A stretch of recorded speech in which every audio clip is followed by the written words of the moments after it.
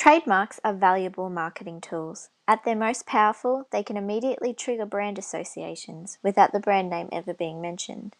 But only registered trademarks will be protected by intellectual property law. So, registering trademarks is essential for businesses hoping to be successful. The Trademarks Act details certain grounds upon which an application for registration will be rejected, like where a trademark cannot be represented graphically or it is likely to deceive. This podcast will focus on the ground in Section 41, subsection 3, where a trademark is not capable of distinguishing the applicant's goods or services from the goods or services of other persons. I will discuss in turn the two conditions set out in Section 41, subsection 3, so we can give this business owner, Fergus, advice about whether his application will be successful.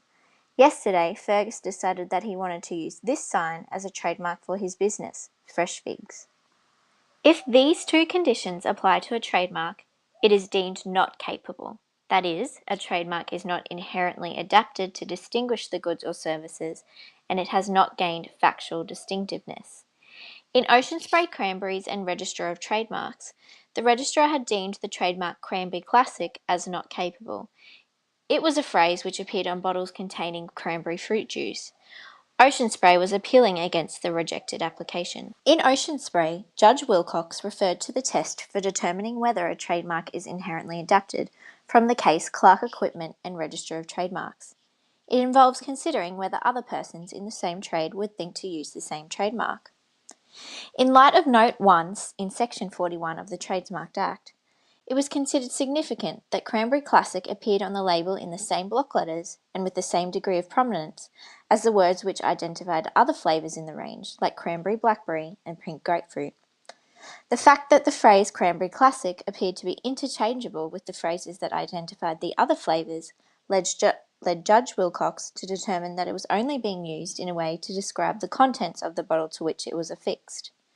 Where the word cranberry denoted the kind of fruit juice, the word classic was intended to convey the notion of excellence. It followed that Cranberry Classic could mean no more than quality cranberry, which is a phrase that other cranberry drink traders might wish to use. For Fergus, we can reach the same conclusion. It is reasonable that other fig traders might wish to market their quality of figs as fresh. Now our attention turns to factual distinctiveness. If a sign has been used as a trademark prior to submitting the application, this may save the fact that it is not inherently adapted to distinguish, so the trademark can indeed be registered. In Ocean Spray, Judge Wilcox referred to that question that was asked in the case of British Sugar and James Robertson and Sons. Has the mark acquired a sufficiently distinctive character that the mark has really become a trademark? Ocean Spray submitted extensive evidence of the prior use of the Cranberry Classic sign, including the fact that by the date of the application, sales of that product were generating millions per year. Despite this, Judge Wilcox agreed with the Registrar of Trade Marks that Cranberry Classic has not been used as a trademark. The main factor guiding his decision was the fact that Cranberry Classic had always been used alongside the already registered trademark Ocean Spray.